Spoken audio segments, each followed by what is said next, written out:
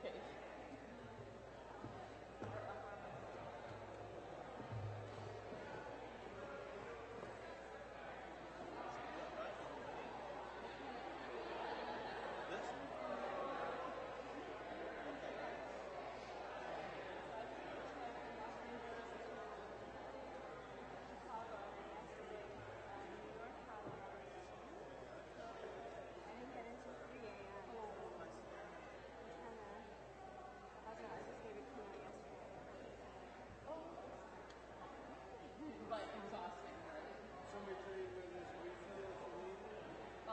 It looks like it's full. This is full. Yeah. Oh, okay, thank you. Right behind the cross.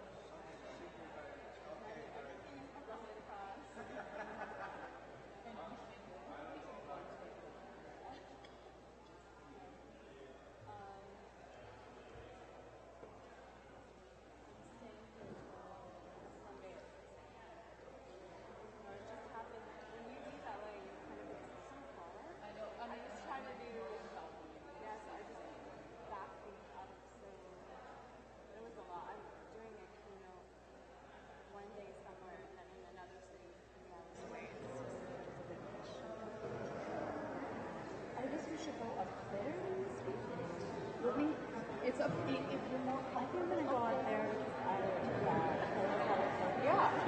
I mean, I just because I think and then for the conversation, for the conversation we can use our mics. I know you're both, but where do you teach? Villanova. Oh, Villanova, yeah, there are a couple other Villanova folks here. So we give you another minute or two, or we get going? It does look like people are still. I would say it's like, I don't know how many people are here. Is this the majority? Yeah, it just looks like people are coming. Well, maybe you should say get started, or like we'll get started. We'll get started in a minute or so, so if you're gathering yourselves, please continue to come in.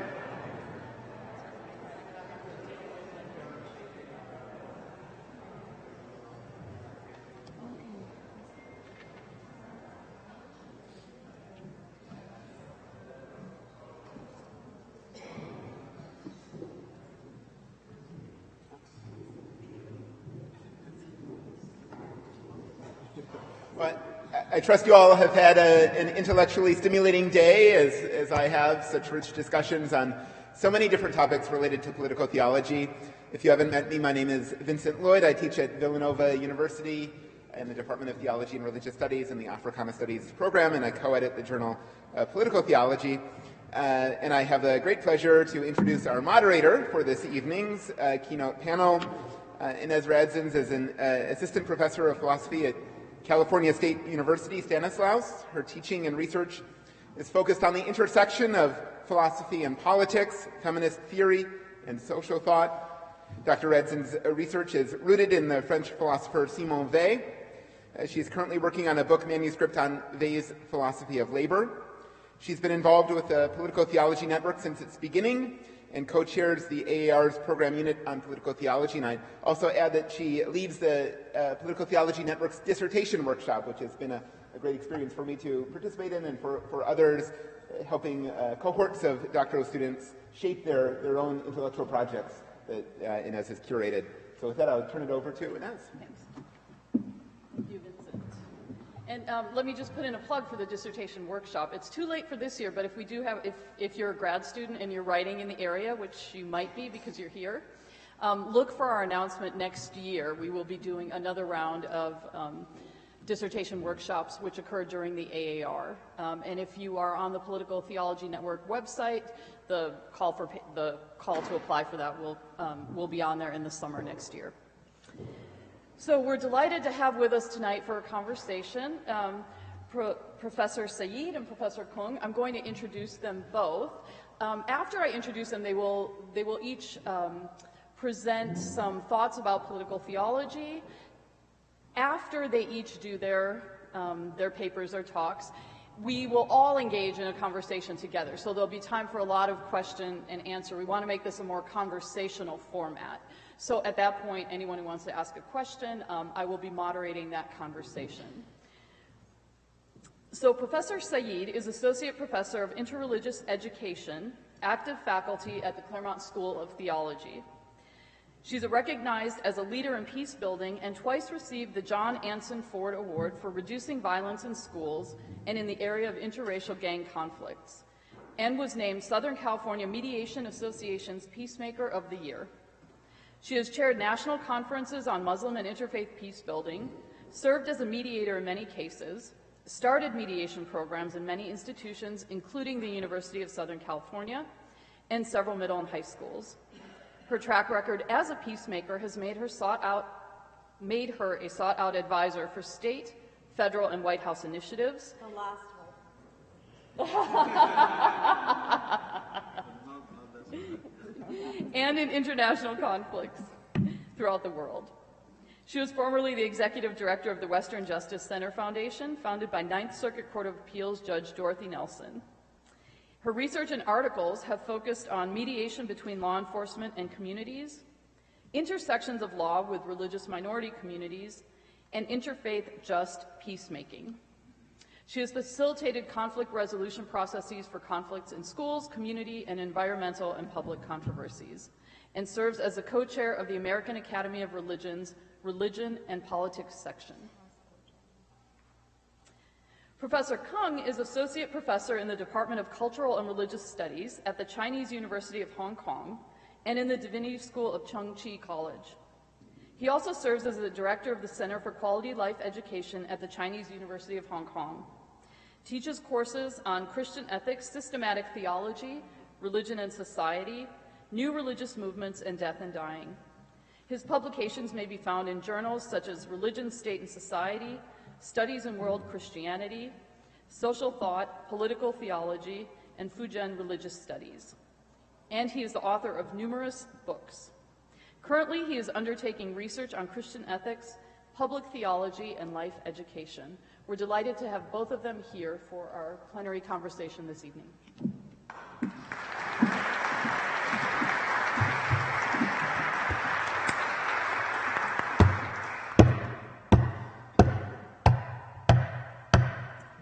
So began the sound when we were in front of the Metropolitan Detention Center where ICE detainees, such as an evangelical pastor in Los Angeles, such as a father ripped away from his daughter as he's dropping her off at school. So we heard these sounds, Muslim, Christian, Jewish, Buddhist, Sikh, clergy, and professors in front of the Metropolitan Detention Center as we're offering in the holy season 3 years ago. For Muslims, it was Isra and Mi'raj. For Jews, it was Passover. For Sikhs, it was Vaisakhi. For Christians, it was Easter. So we heard these sounds as we're offering our prayers, and we become louder and louder as we're making sacred the space in front of this place where not only are ICE detainees incarcerated, but those that are from Los Angeles and picked from our streets are incarcerated. And we wondered, what is this knocking? What is this knocking? And then we realized it was the detainees inserting themselves into our liturgy, inserting themselves into the space where we were making sacred, that place where bodies were snatched and put into this tower. We were hearing the voices of the detainees. That's story number one. Story number two, I crossed the border with clergy and professors of different faith traditions going into Tijuana because if you don't know, there are many Haitian refugees waiting for years for passage to the United States. So we went and we did spiritual care, and what's interesting, no matter what language you speak, when everything is taken from you, you can talk about God in any language.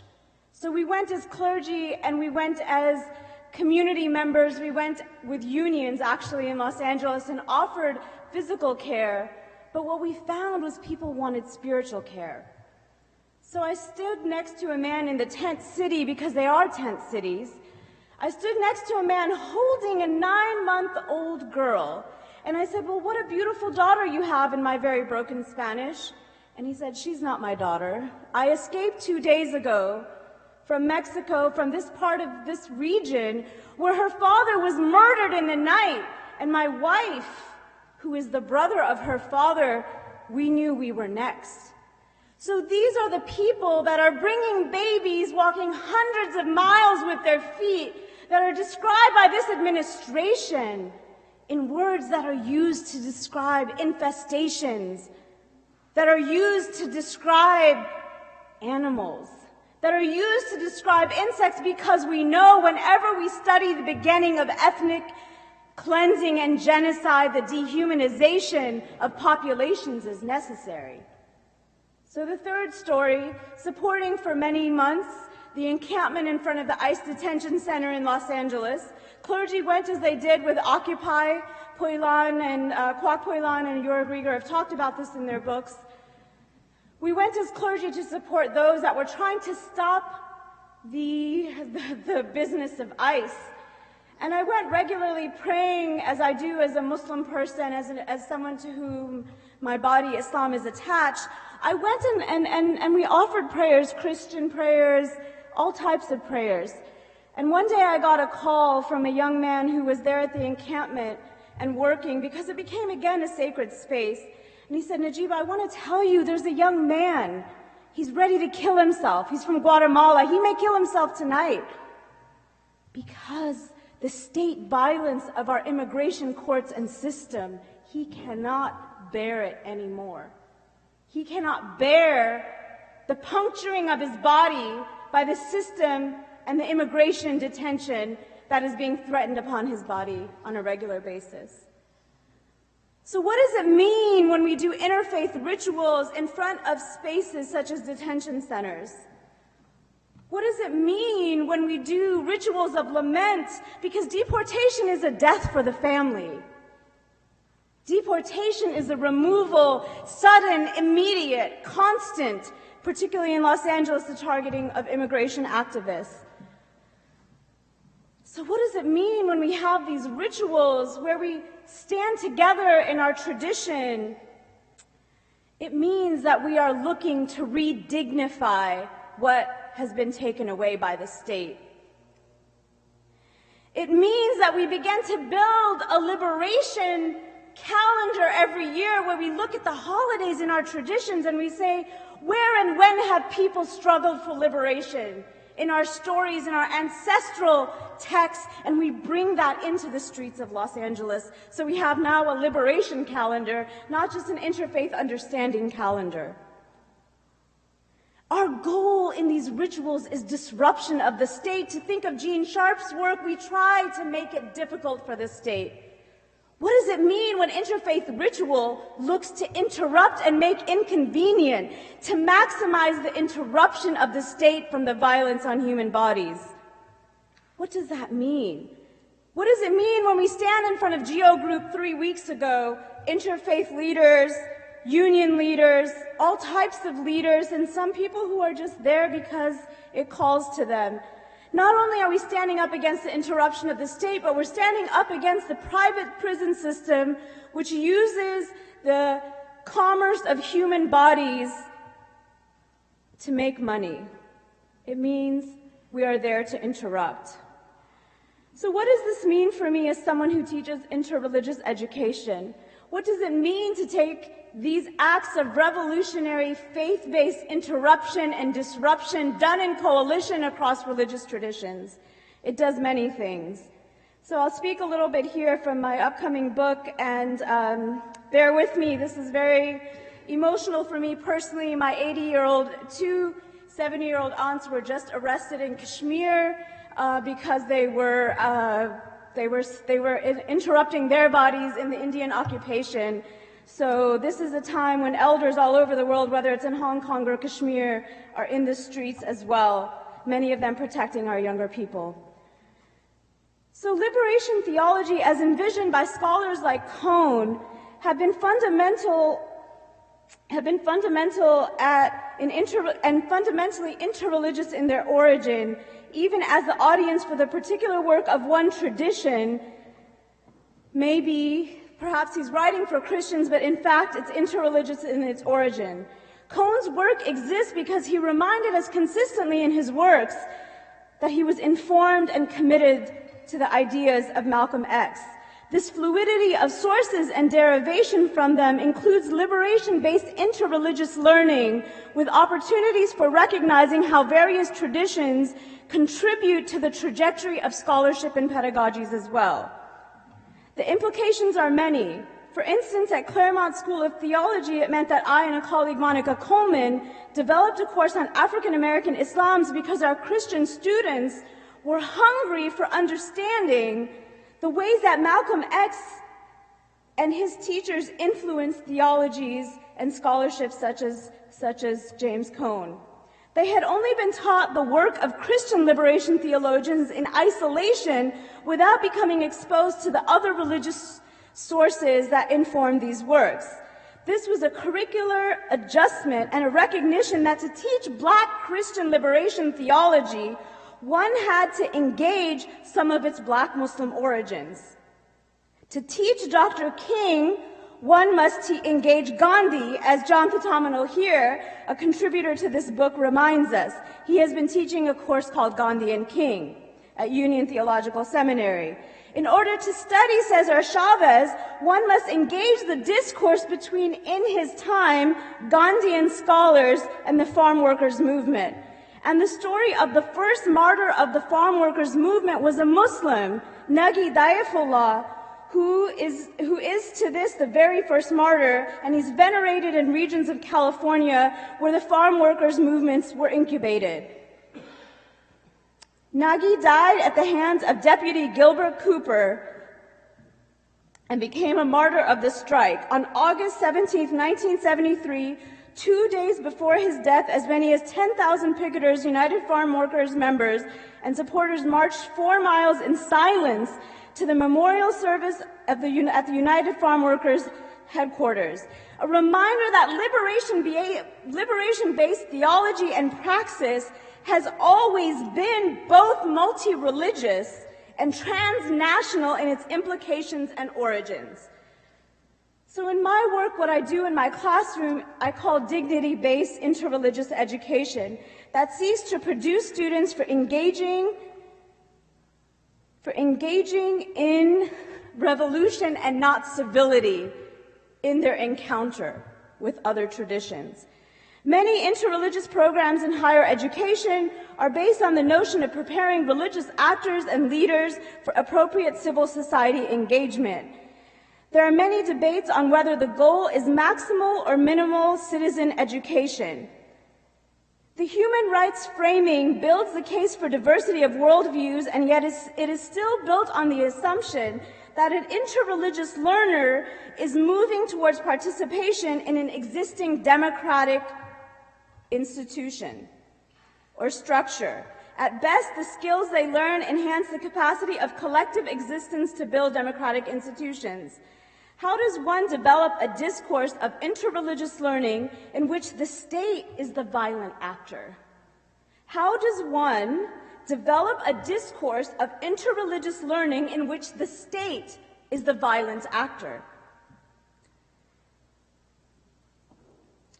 How does interreligious education respond to such a reality pedagogically? And I would articulate that this reality is transnational, and the movements that support state violence are transnational as well.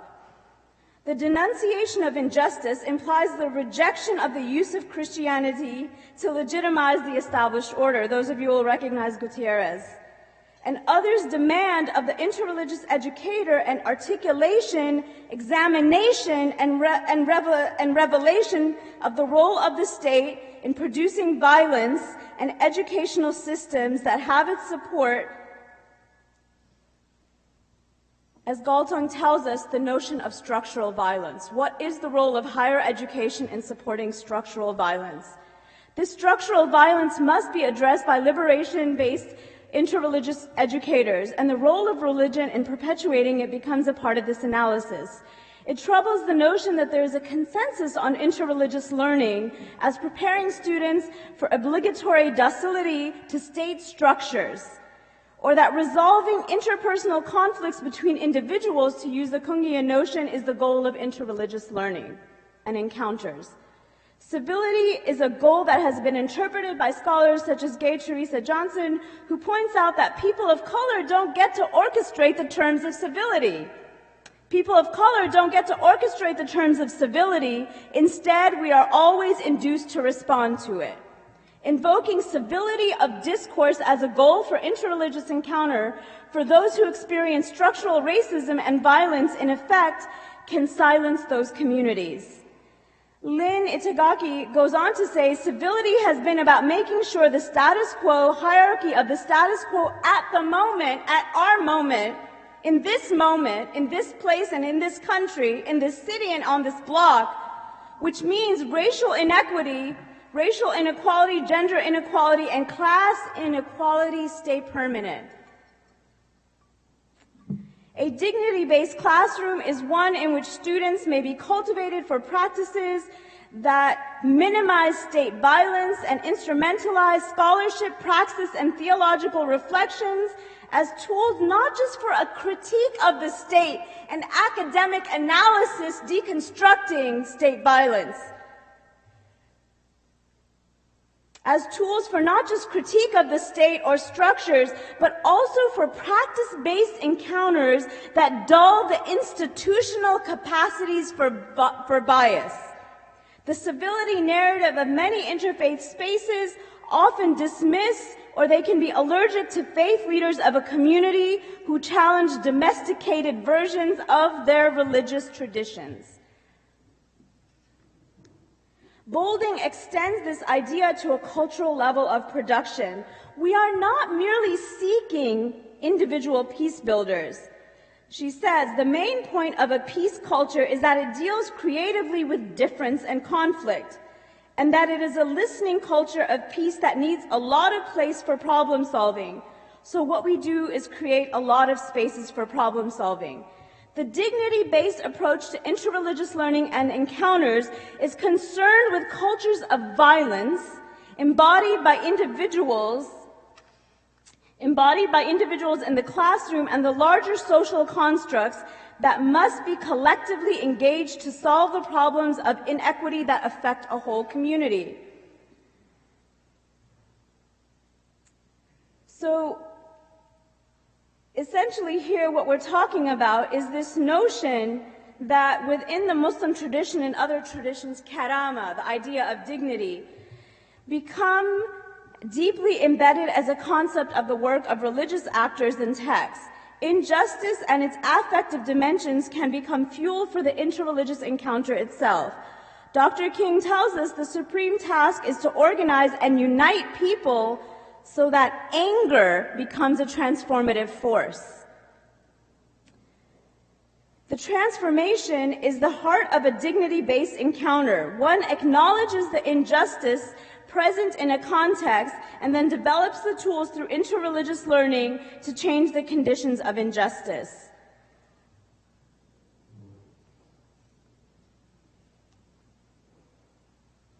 So I think I will end here, but I wanted to reflect on, I have more pedagogical tools that articulate and come from scholars from the Black Lives Matter movement. But what I wanted to point out here is that political theology that deals with the abstraction of injustice and is only concerned with the notion of protest as having value when we are engaging in merely academic conversations is not only irrelevant to what's happening in the world, but I would also say when we limit our analysis to political theology without the lived protest of theology happening in the streets, we're losing a very rich sense of data that could be brought to the table. So I hope as we go forward we can have more conversations, but I think I'll end there to give my colleague from Hong Kong a chance to speak as well. Thank you.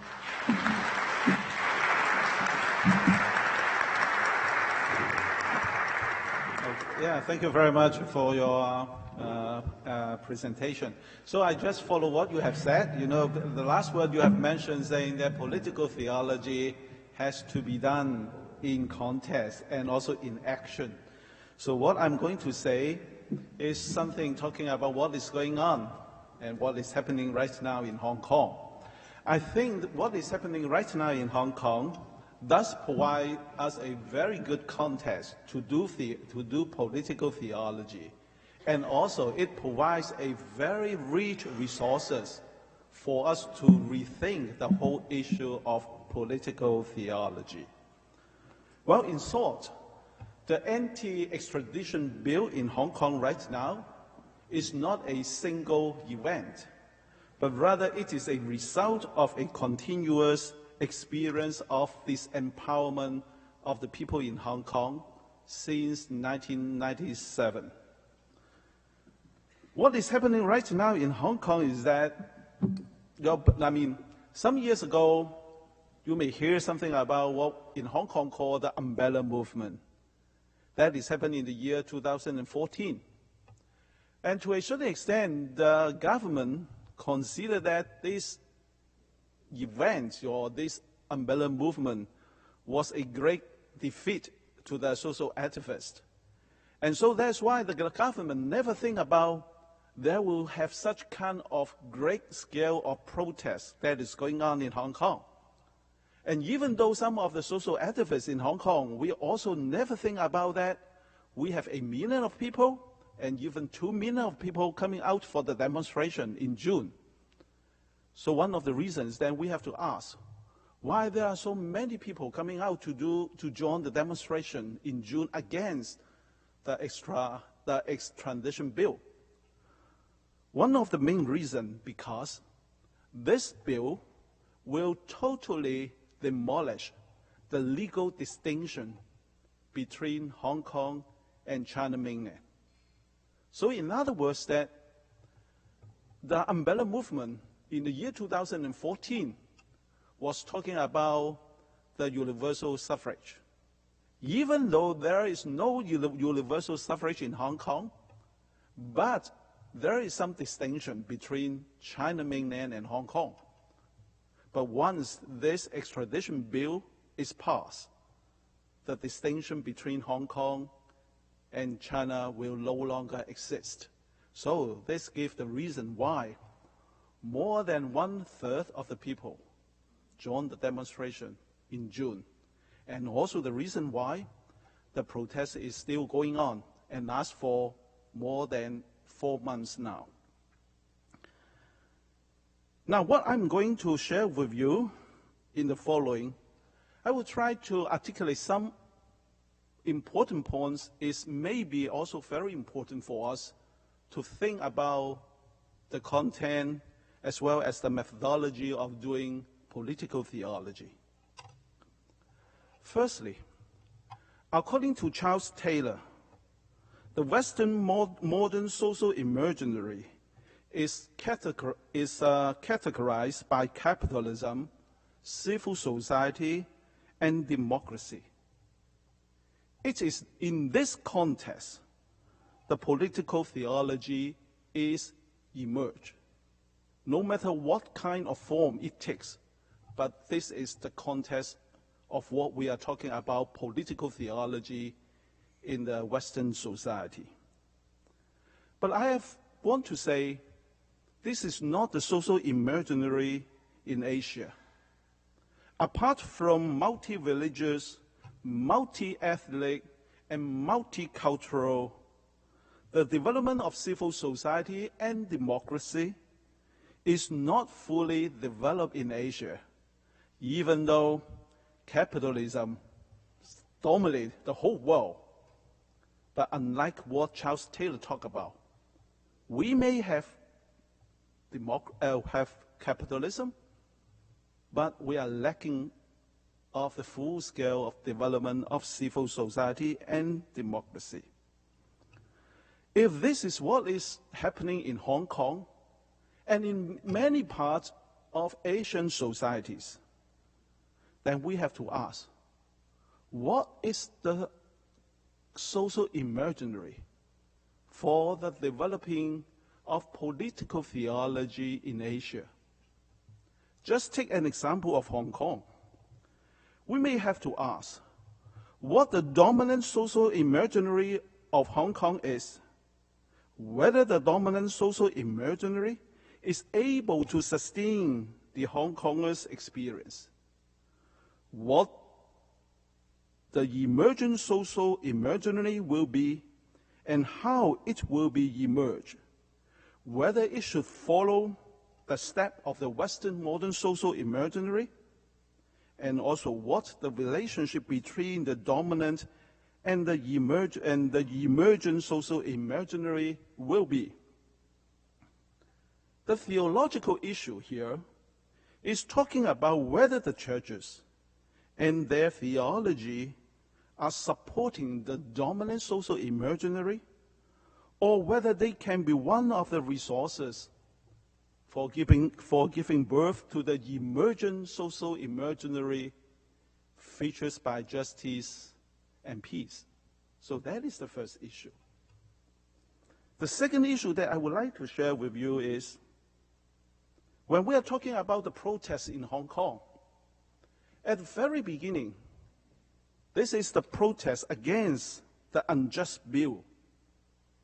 But in this 4 months of protest, the identity of the Hong Kong people has tremendously changed. It is in the participation of protests that the people of Hong Kong come to learn who we are. In Hannah Arendt's words, we are who we are in action. Then we have to ask, what are the new identity of the people in Hong Kong in this 4 months of protest? What are the distinctiveness of the Hong Kong's identity? First, I would say it is an identity associated with the land. Maybe for some of the people, identity is not necessarily related to the land, but this is a very important in the experience of the people in Hong Kong. Before 1997, quite a number of scholars mentioned that people in Hong Kong, we live in a borrowed space and borrowed time. So in other words, that the people in Hong Kong at that time, they do not have a sense of belonging to this piece of land. So that's why the issue of 1997 coming up, at least 10% of the people in Hong Kong moved to other countries. And the remaining, those staying in Hong Kong, not because they consider they belong to this land, but they do not have the qualifications or other requirements that is satisfied for immigration. But in this protest, or in this number of years, the people in Hong Kong come to more knowledge about themselves. We are the people in Hong Kong. So that's why some years ago, in the Oxford Dictionary, it gives a new term you can find in the Oxford Dictionary. There is a new term there called the Hong Kongers. Okay? Some years ago, you can't find any words about Hong Kongers.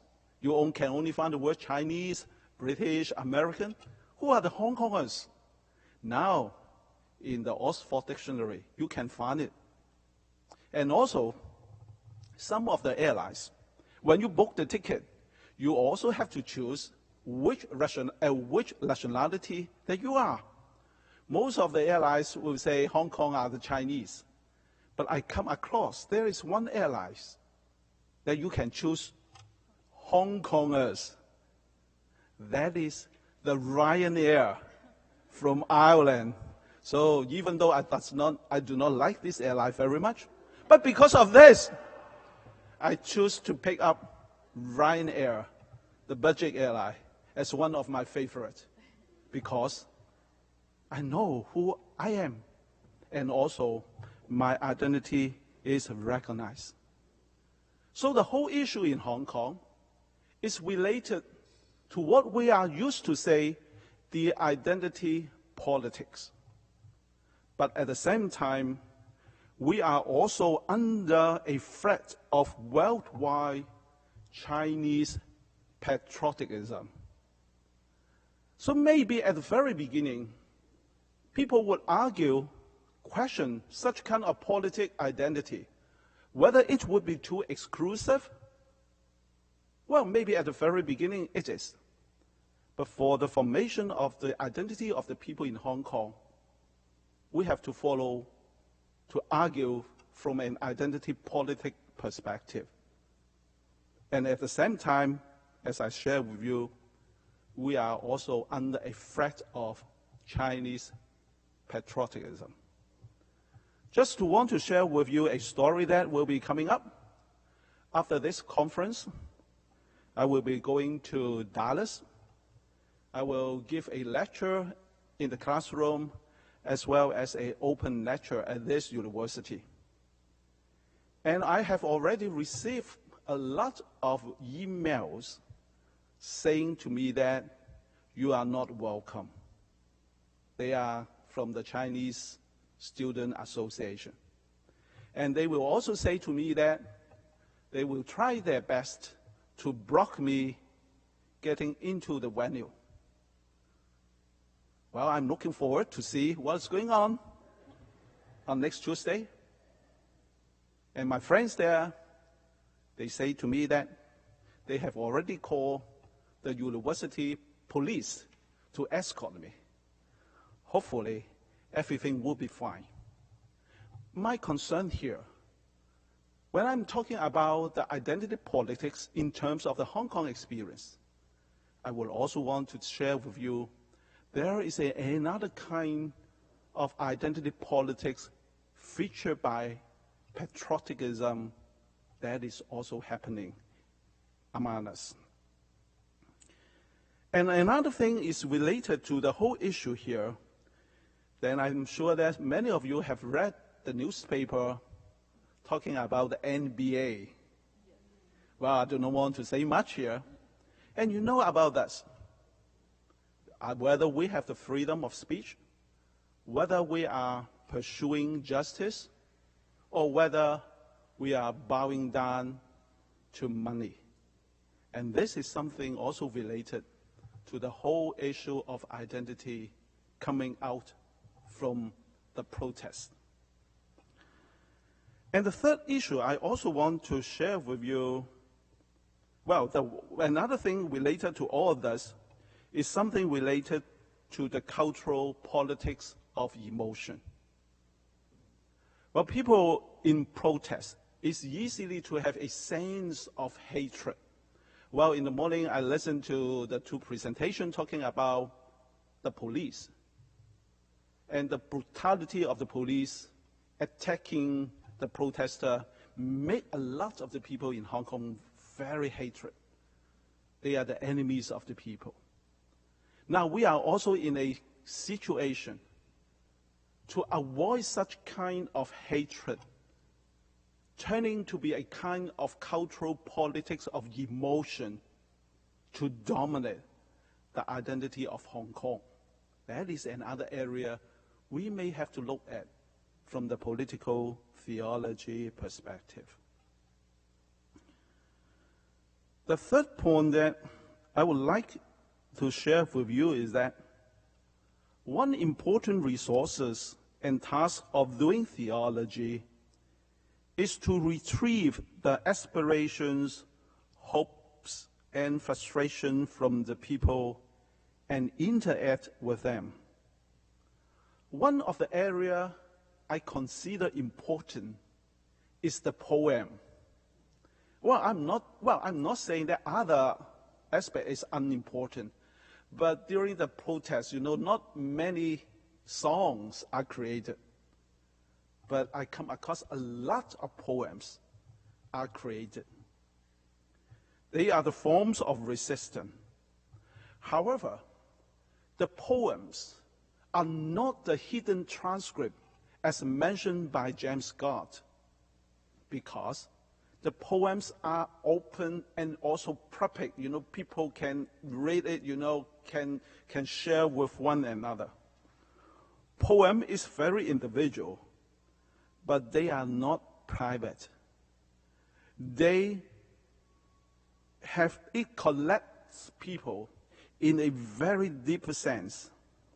They provide a dimension very different from political theory, because the images and the languages employed in poems invite people to imagine, to feel, and also to share with one another.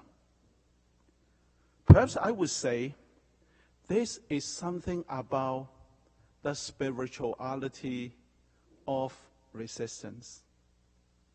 What I'm trying to say, the spirituality here is not necessarily coming from theology or from churches, but coming from the experience of the people expressed in poem. And this is what Gutierrez is talking about. We drink from our own well. And the fourth issue that I would like to share with you is that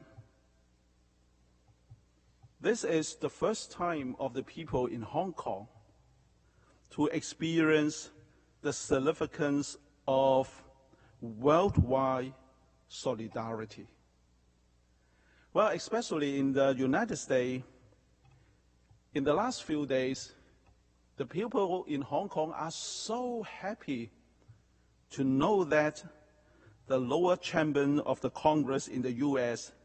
has passed the Hong Kong Human Rights and Democracy Act of 2019. We are not quite sure whether the U.S. president will sign it or not, but at least we are happy that, many of the American people here, they concern what is happening in Hong Kong. They are supporting us, and they show their solidarity with us. And this is a kind of worldwide solidarity that our whole world needs, not only just happen in Hong Kong, but also happen in India, in different parts of the world. So when we are talking about the globalization here, we are talking about the global civil movement here. We know we do not rely too much on the government because in the international relationships, justice is not the main concern. But through the global civil movement, through the interaction with different NGOs, we can give pressure on our government and do something justly for other peoples. Since religious community itself is a global movement, then we have to ask, what are the role of global religious NGO movement? Apart from evangelism, doing some kind of relief work and development, should the religious NGO also pick up a role of advocacy to do something more than just providing services and relief, and showing a kind of solidarity among humans in different parts of the world? That is something political theology should give thought on this. And the fourth and the fifth issue that I would like to share with you is that according to the figure released by the police a week ago, 700 out of nearly 2,400 arrested are aged under 18. Well, you may say, well, there are lots of interpretations. You may say that the police are targeting to arrest the young people. Another interpretation let us know that there are more and more young people joining the demonstration in Hong Kong. They are not only the ones who joined the rally, but they are standing in the front line to confront the police. Many of them, they are young people. Many of them could face further charge of reacting and the maximum sentence is 10 years. The arrested, especially the young people, have paid a very high price for protecting Hong Kong from falling into one of the cities in China. I think what is happening in Hong Kong is also happening in different parts of the world. We find the young people play a very, very important role for the social transformation of their communities. As said, this happened in Hong Kong. We also think about Malala from Pakistan and Greta from Sweden. They are also the young people. They contribute a lot. They bring new changes or new hope to our society. And this reminds me what Helen Arendt also mentioned, saying that every newborn implies a possibility of newness. The young people will challenge the current norms and logic. Theologically, I would say they are the messiahs. The young people, they are the messiahs. They bring hope to us because they will challenge the logic, challenge the norms, challenge the conventions. But Christian theology also help us to know that these young people are messiahs, but they are also the suffering messiahs. It calls us to show our solidarity and support to our young people. Unfortunately, I'm just thinking to what extent our young peoples are respected and invited to take part in the decision-making of our society. They are the ones to bring the social transformation. But most of the time, in the decision-making, they are not involved in it. When we are talking about the feminist theology, we are talking about the theology of the ethnic groups. Should we also develop some kind of theology of young people? In terms of Messiah, in terms of getting, the decision-making, instead of just only the one to be taken care of. That is the area we also have to think about. The last issue that I would like to draw your attention is that one of the features of the current political movement in Hong Kong is leaderless. In Hong Kong, what we say, be water. And people will say, why the political movement in Hong Kong is leaderless? Well, there are lots of reasons behind. I cannot go into details here. But there are some advantages here. Firstly, because there are no leaders, so everyone can contribute something. So in this political movement, we have experienced a lot of imaginations, a lot of creativity that you never think about, a lot of possibilities. And also because of leaderness, the police has no target to arrest. If you are the leaders, the police will targeting you, but everyone are leaders, everyone are playing different part in it, So sometimes making police not so easy to arrest people. It is a good thing. And also because of leaderness, you can listen to or you can choose not to listen because you can also be the leaders. So it makes the whole movement become very flexible, very dynamic. But at the same time, because there are no leaders, if we experience something we consider is not very good, how can we discuss it? I think the whole issue here is related to the use of violence. Sometimes the demonstrator employ violence to achieve something. Maybe it is not a good way of doing this. but how can we discuss this? And we do not have a platform to talk about this. Then maybe something is not very good. But that is what's happening right now in Hong Kong. So when we are talking about the political theology, sometimes we focus on ideology as well as world will, even what I have mentioned at the very beginning, the social imaginary.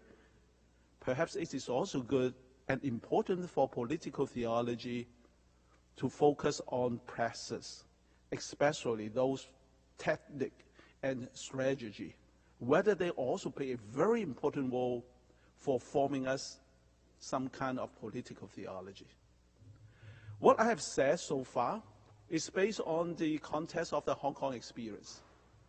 But I hope that this Hong Kong experience is not just confined to the experience of the people in Hong Kong, but it's also some kind of experience that can be shared by people also in such kind of situation, protesting, and also in the pursuit of justice and peace. Thank you very much.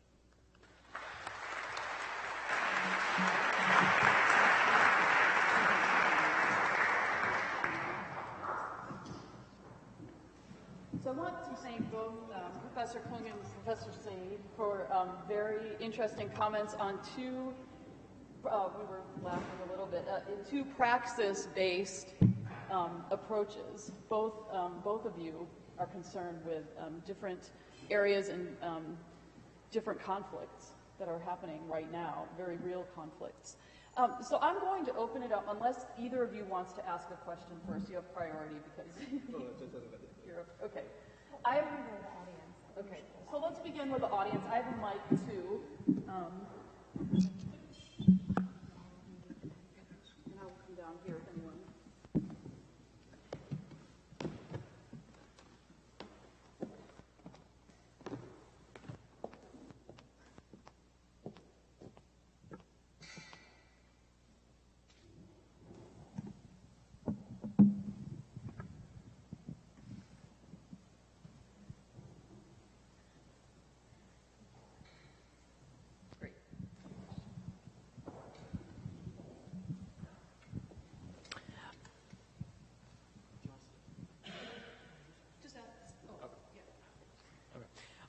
So my question is the idea of narrative in terms of identity and forming identity. Do the Hong Kong protesters look to the Tiananmen Square and see themselves in the same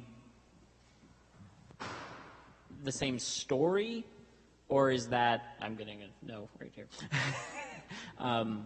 And how telling stories about oneself affects that kind of identity formation that you've been talking about. Well, thank you very much for pointing out the issue of Tiananmen Square, issue. Well, it is a very, very complicated issue in Hong Kong. Now, for instance, like maybe 10 years ago, the people in Hong Kong consider the Tiananmen Square issue that happened in the year 1989 is part of our story. Okay. But some years ago, maybe 7 years ago, something like that, some of the people in Hong Kong, not necessarily the young, they deliberately consider that the Tiananmen issue has nothing to do with the story of Hong Kong. Some kind of argument is going on. The major issue is that if the people in Hong Kong consider the Tiananmen Square issue is part of the Hong Kong story, that means the people of Hong Kong are Chinese. So that's why some people, not many, but some people, they intentionally say that this issue has nothing to do with the story of Hong Kong. This does not mean that, the people in Hong Kong do not need to care or concern about the Tiananmen issue, but rather the Tiananmen Square issue is a issue of violating of human rights.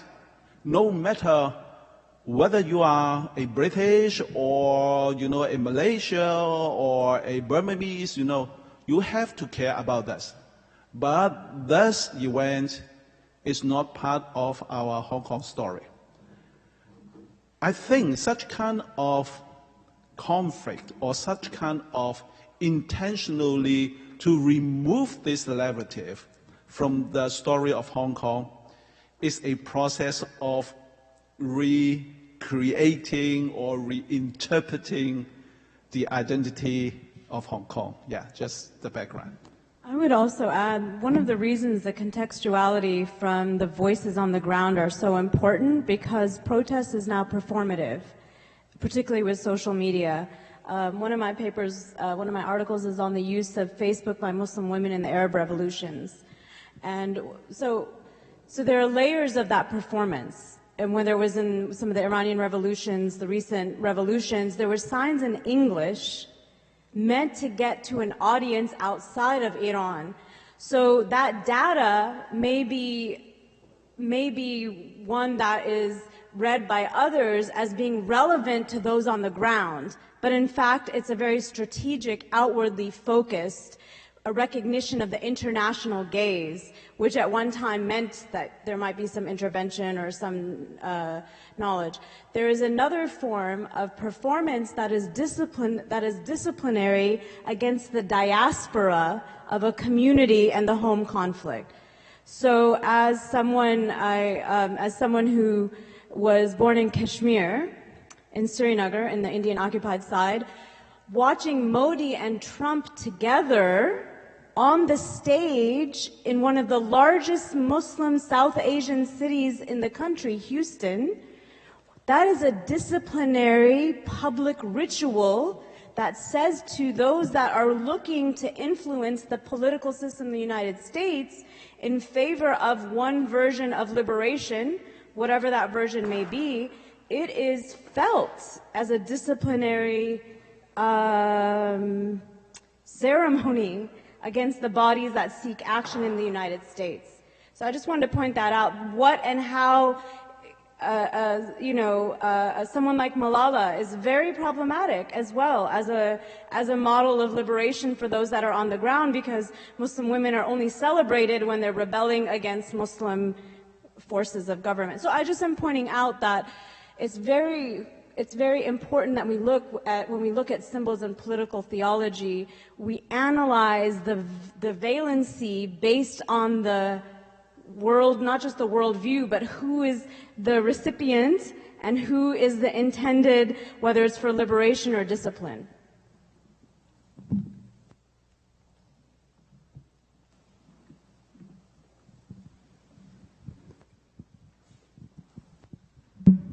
Thank you for your presentations. I think there was a lot to take in. I think maybe that's also why everyone's still grappling with the ideas. I actually reported on the umbrella protests in 2014, so it was very interesting to hear your opinion on how it developed further. And for both of you, I felt that there's a common theme of domination, how do people counter domination, and how do we deal with it in political theology. So my question to both of you would be more like a conceptual question, what do you think is the relationship between political theology and liberalism or liberal ideologies? And can you have a conservative political theology, or is it always liberal? Well, and can I just add something to the end of that, which is, and to what extent are, and I'm thinking of the states here, are our policies... Microphone. Oh, and to what extent are our policies of sort of resistance or activism related to liberal policies? They come out of often and are developed within. So, and I think still related to sometimes.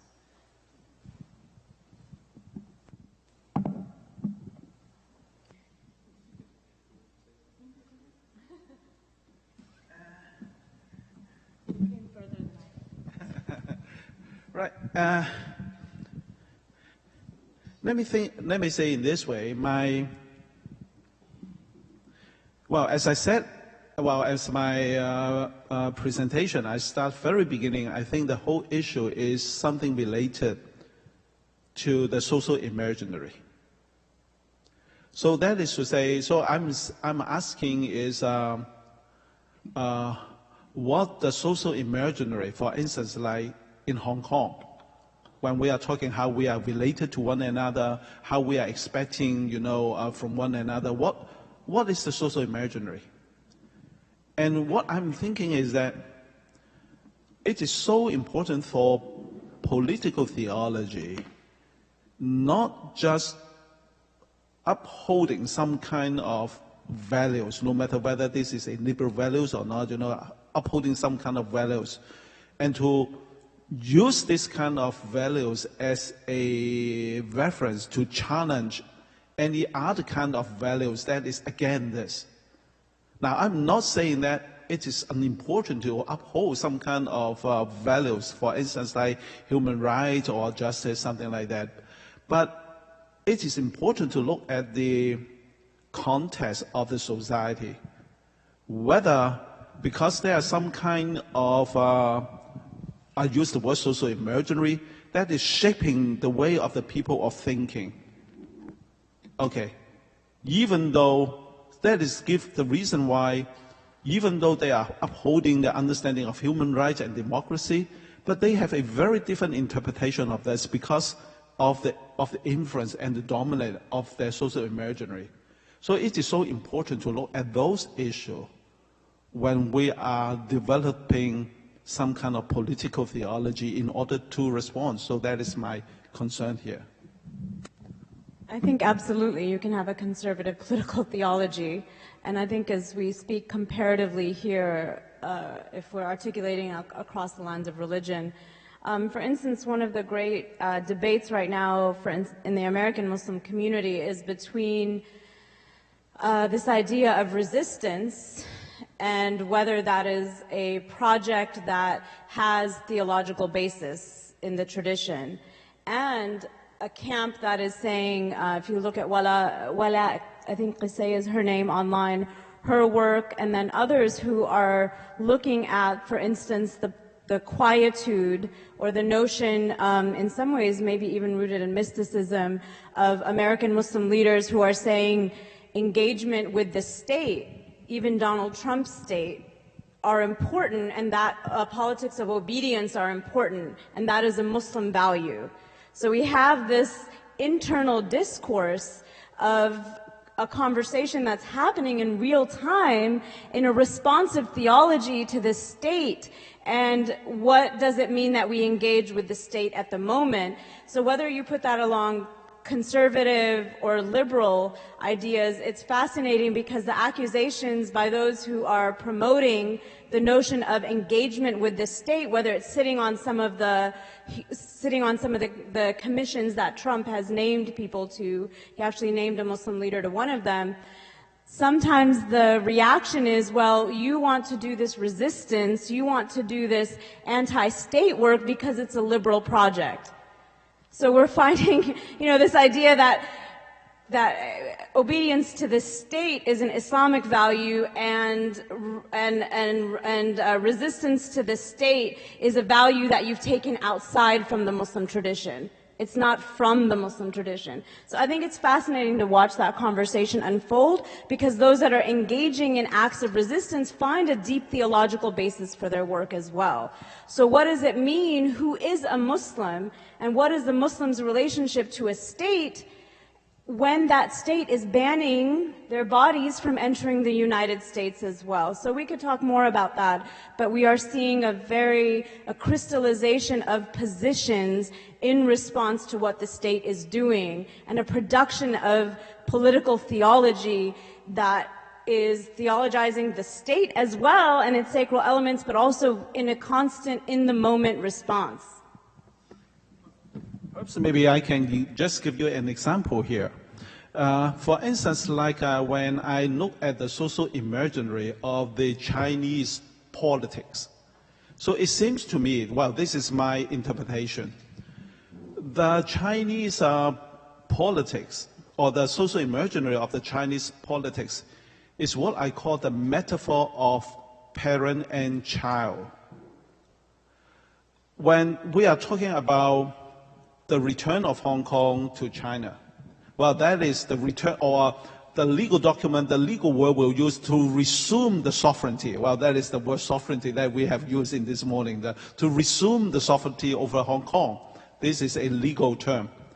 But in the Chinese government used a very different term. In Chinese called 回歸, that is to return to the homeland, return to the mother. Well, when the Chinese government used the parent-child metaphor as the social imaginary, it is a very, very Chinese. That is to say, all what the parents are doing are for the sake of their children.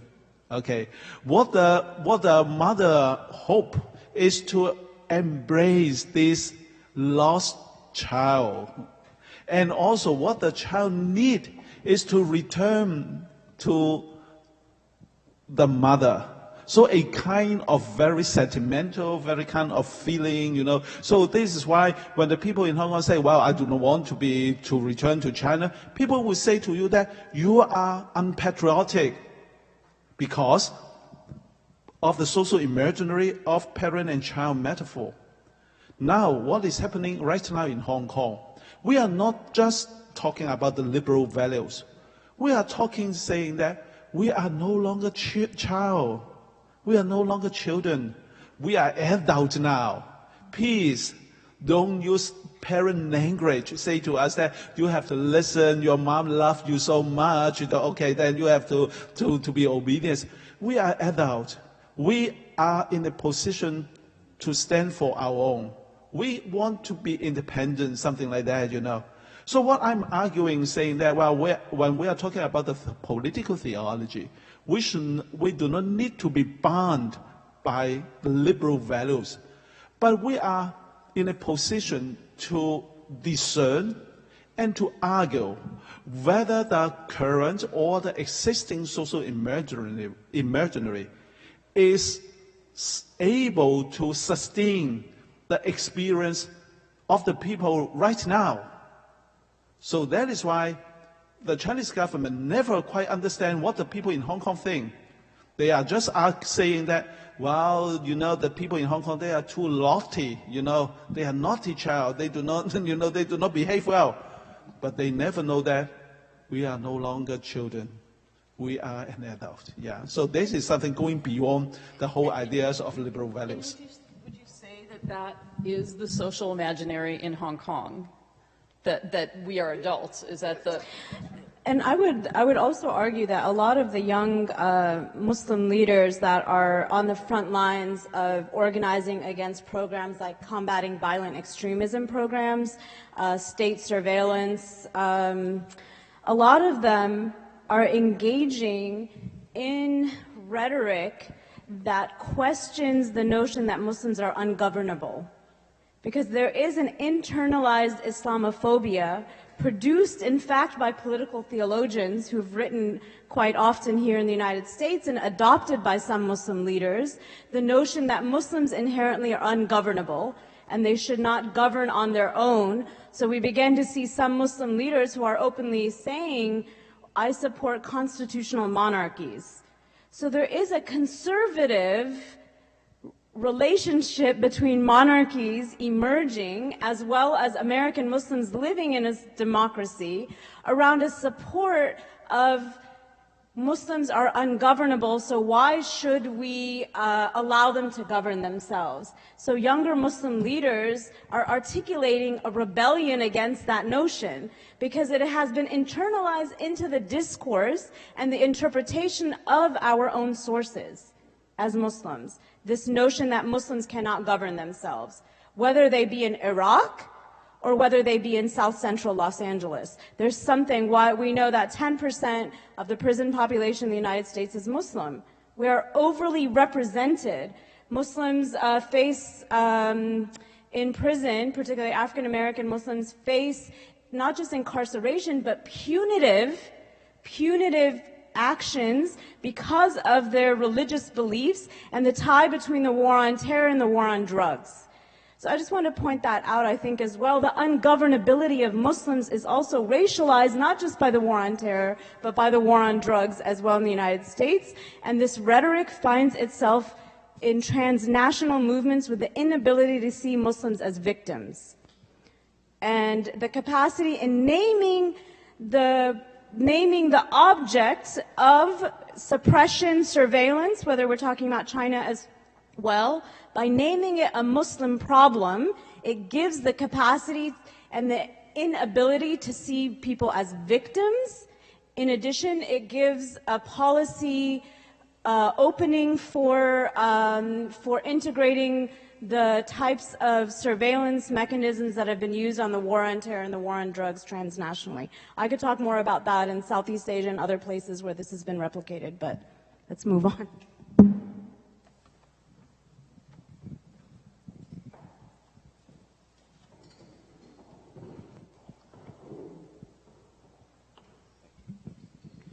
My question is for Lap Yong Kung. I'm curious how you navigate the tension between a form of political theology on one hand that is very suspicious of colonialism and imperial interventionism. So that's one end of a tension. How does that relate in your thinking to the desire for a relationship between Hong Kong and the United States that uses American power to bring about a change in the relationship between Hong Kong and China? I consider myself to be a kind of liberation theologian, and within that form of thought, there is a complicated aversion to American interventionism, using the occasion of civil rights violations to therefore rally and use American soft and hard power and other types of coercion to affect relations between nations outside of the United States' jurisdiction. So I'm curious if in your thought and in your understanding of political theology, is there an engagement with that tension to any extent? Yes, thank you very much for pointing out the issue here. Well, you know, it is a, how can I say, you know, now, I think it can be understood in a very two different sense. The first sense, as I mentioned in my presentation, I would consider, you know, the involvement of the United States government, you know, in the Hong Kong issue. For instance, like, as I said, you know, the Human Rights and Democracy Act, you know. I think if we see this from a global civil movement, that is a kind of global solidarity. It is going beyond, you know, the concern of colonial or imperialism and something like that. Because when we are talking about the global civil movement, it is based on the solidarity of human rights. So even though, you know, the people in Hong Kong, they are asking for some kind of support from the United States government, you know, for some of the people in Hong Kong, they would consider that, you know, that is nothing related to the colonialism or imperialism, but it is a kind of global social solidarity with one another. On the contrary, the Chinese government would have a very different interpretation. The Chinese government would consider this as a kind of foreign intervention into the Chinese domestic affairs. That is something unwelcome or something should be criticized. So that is from another perspective to look at this. So from the Chinese government, it was considered that, you know, the support coming from the US government, especially on this Human Rights Act, you know, is a kind of continuation of the colonialism as well as the imperialism. So that is from a very two different kind of perspective to look at the issue here. Now, if we are talking from the political theology, it seems to me that I would put emphasis on the global civil movement. I would see, the support coming from not necessarily from the United States, but from some other countries, because we are one. And theologically speaking, this is something talking about the ecumenical spirit. So I would argue from this perspective, not necessarily in terms of colonial or imperial, such kind of intervention into Hong Kong. Because at the same time, when we are talking about colonialism or the post-colonialism, the people are not in an equal status. But right now in Hong Kong, the people asking for this, we are also in an equal status. This is one of the means to protect, the autonomy of the people in Hong Kong. So I will argue in this way from an ecumenical perspective.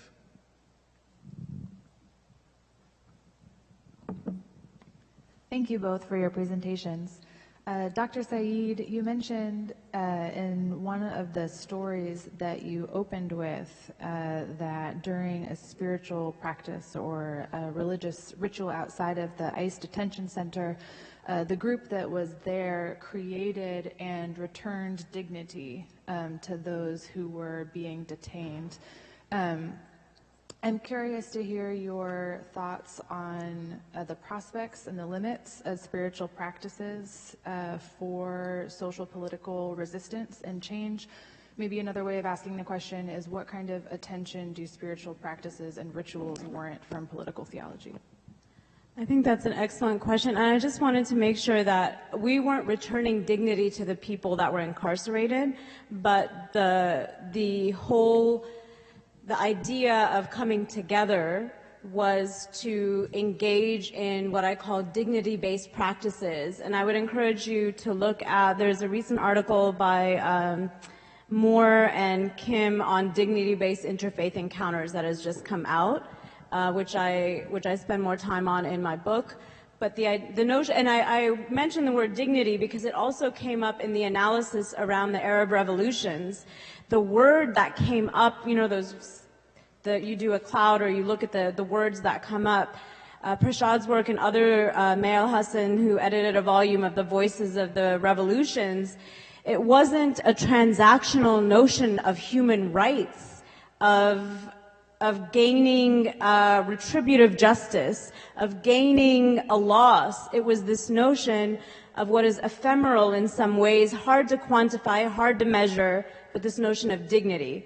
And in particular, I mention it because I think sometimes the term liberation for some communities that are high context, as Edward T. Hall describes some communities, high context, liberation sometimes when translated, because I do my work in multilingual contexts, sometimes means and sometimes sounds to people as autonomy away from community, because it comes particularly imported from English and the Western context. It can be interpreted as liberation from a collective notion. You can, Saba Mahmoud's work also looked at some of that, the idea of communal ethical cultivation in politics of piety. So I'm just giving you a sense of all these words that we use, terms that have a valency of liberation in one context may mean something different when translated, such as the word occupation as well, translated into multiple languages, whether it's Arabic, Kashmiri, looking at the context. I'd be happy to talk to you more about that. I think that the notion of spiritual practices need a lot more attention because rituals create or in my work I call episodic empathy. So when people are engaging in the ritual collectively, particularly in a multi-religious setting, it allows not just for the object of prayer, the community that you are reflecting, the community that you are supporting, but it creates a visual image. I had a visual image of our protest that because of, I guess we're in a church or chapel, we weren't able to project it, but you would be able to see Christian, Muslim, Jewish, Sikh, and other practitioners, and I'm in the middle of reciting the Quran in a very, I guess what I was told, it looks like I was about to speak in tongues mode by someone yesterday at McCormick Seminary when I keynoted. And that visual, as I've written about in my articles, has an impact because what you see is people coming together, not just for spiritual practices of liberation, but it shows the capacity of us to utilize and instrumentalize religion in a collective voice for the liberation of whether it's my community or another. I often tell my students one of the most powerful moments is when you work with someone and stand with them when you believe they're going to hell. That's actually one of the most powerful moments of solidarity. Solidarity is not me believing that you go to heaven, and that's solidarity. To me, when two people who across the table, literally that's their belief and they hold on to that belief, and that's why I just want to mention that for the conservative theologies. There are people who hold on to those bounded, tethered to text theologies that are able to do this work. This is not work in which there has to be one universal theology of religions to engage in, and I think unfortunately that has been the assumption. That's why I think spiritual practices need attention. When women in front of Jantar Mantar in India are praying because of the disappearance of a young boy 3 years ago, and they're making the salah, the prayer, the Muslim prayer, and when we did it in the airports also when we were being detained, there were weeks when we didn't know who was going to get off the airplane or not. But we made a point of praying in the airports because it was a reclamation of space, and our Christian brothers and sisters protected us. So they were a part of the Muslim prayer. They were a part of our praying and taking over the space of airports where it was essentially people were being detained and deported and an invisible wall was created. So I think spiritual practice needs more attention because it allows for us to look at political theology, not just doctrine, but as an embodied capacity to stand for one another in the most holy, particularly in Muslim ritual, what doesn't change in the last 1400 years is worship. We hold on to worship exactly as it was done in the last 1400 years. There are different schools of thought. But the act of worship brings God not just to the table, not just to the circle, but it says, in the moment when I am most holy, I am standing with others, whether I have skin in the game or not. And that's a profound notion of a political, theological moment that's transformational across generations.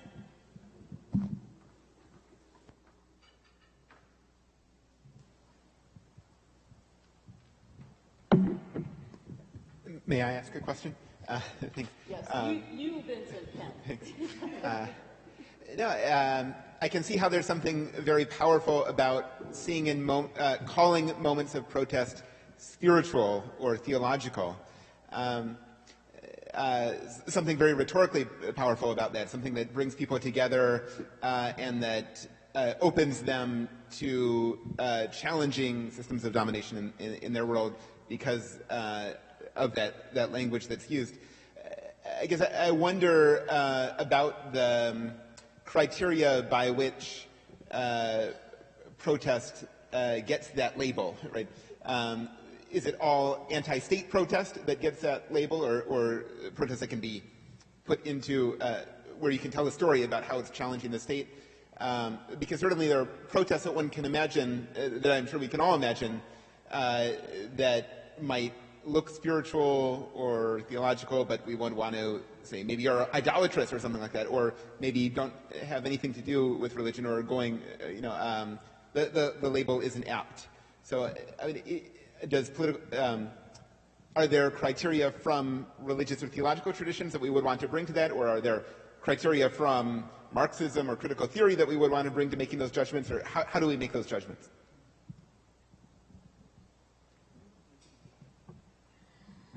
So I think you raise a really good point, and one of the interventions in my work that has been helpful is studying indigenous traditions, particularly the notion of protest as worship, and this idea that, for instance, that in Standing Rock, the ritual of protest doesn't necessarily look like it does for what the Abrahamic traditions often frame.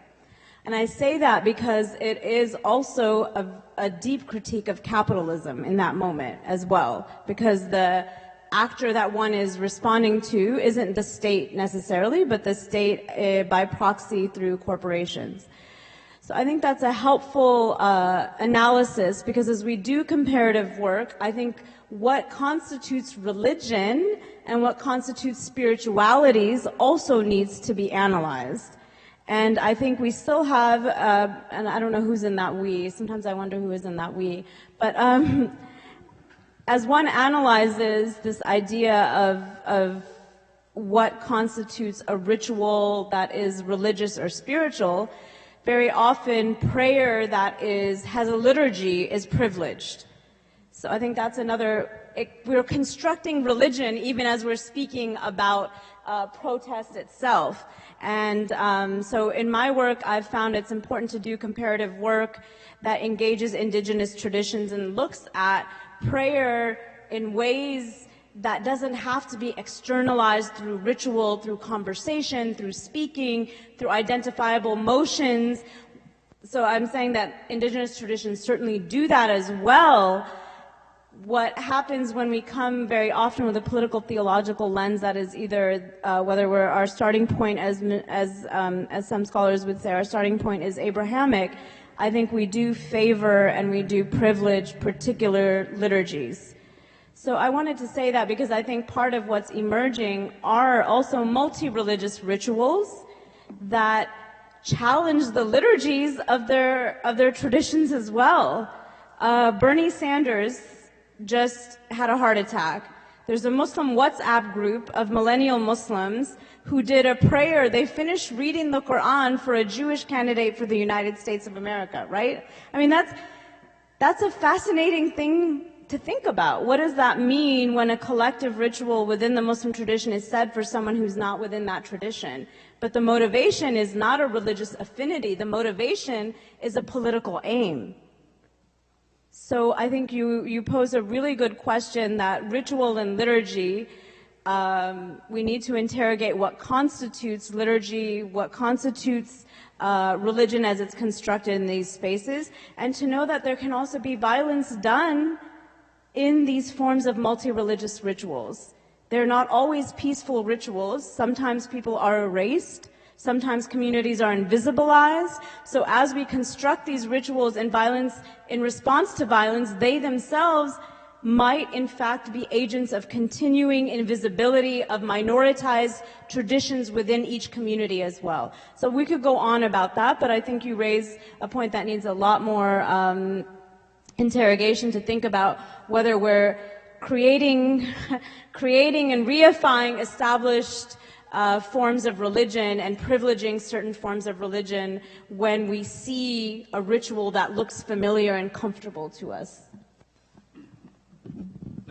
For instance, I think political theology can help the protest to move into another dimension. For instance, I just give an example here. For instance, like when I'm talking about the protests in Hong Kong, from a I think more, maybe 90% of the people joining the demonstration, they are not Christians, okay? So they are not, they're joining the demonstration not because of the religious values, but from a political theology perspective, I would see what is going on in Hong Kong is some kind of messianic movement. Now, let me just give some examples here. Well, it is a kind of messianic, that is a kind of secular and theological exegesis. Okay.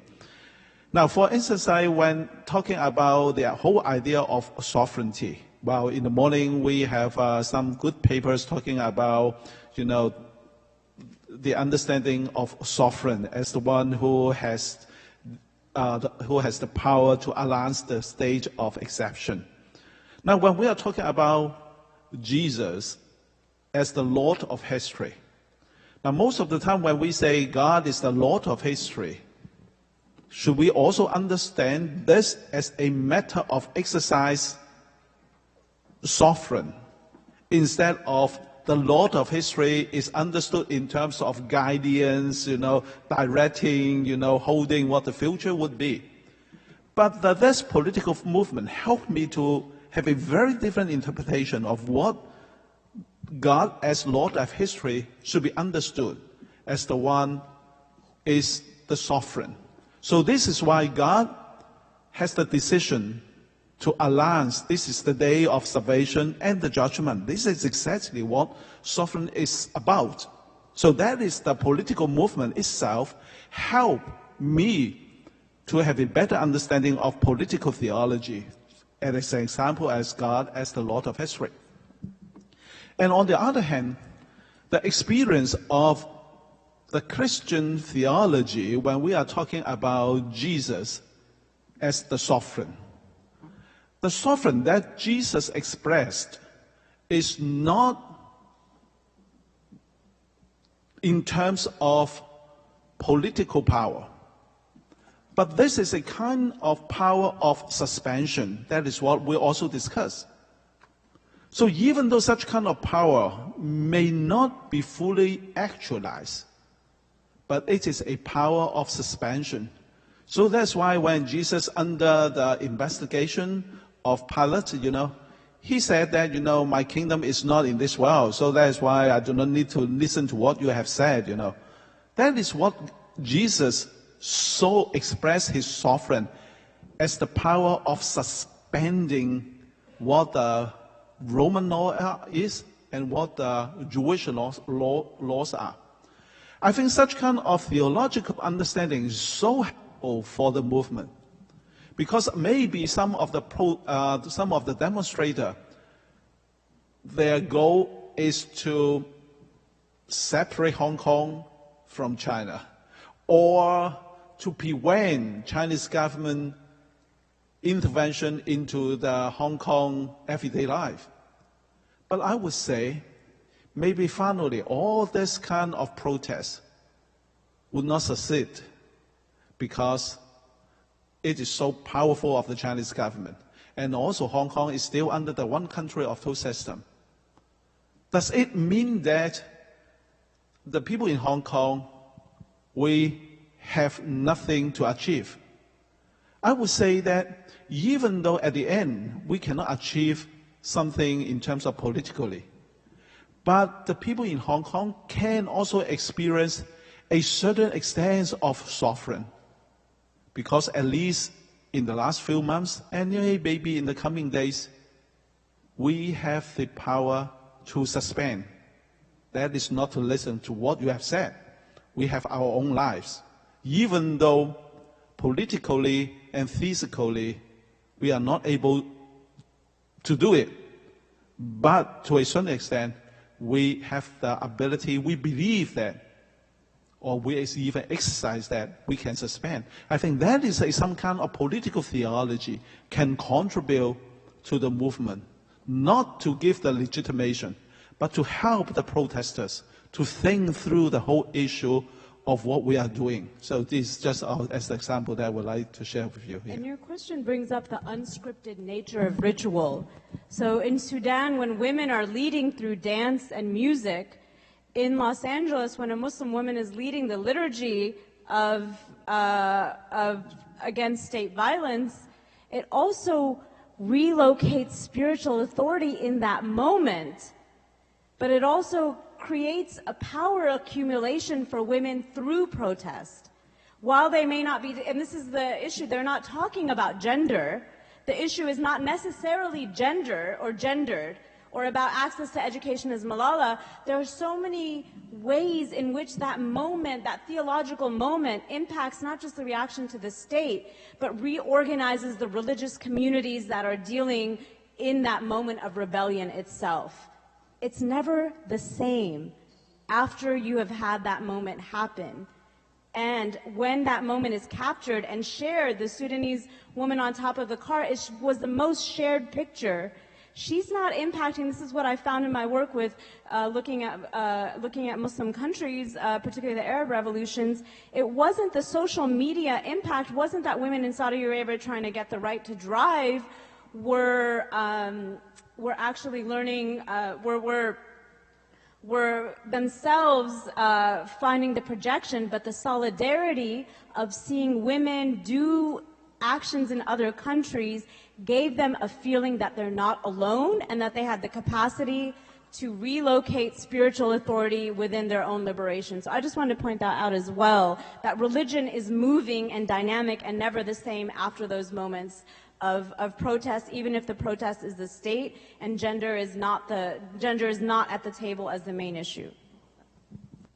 Okay, well, I would like to thank our panelists for a fascinating conversation.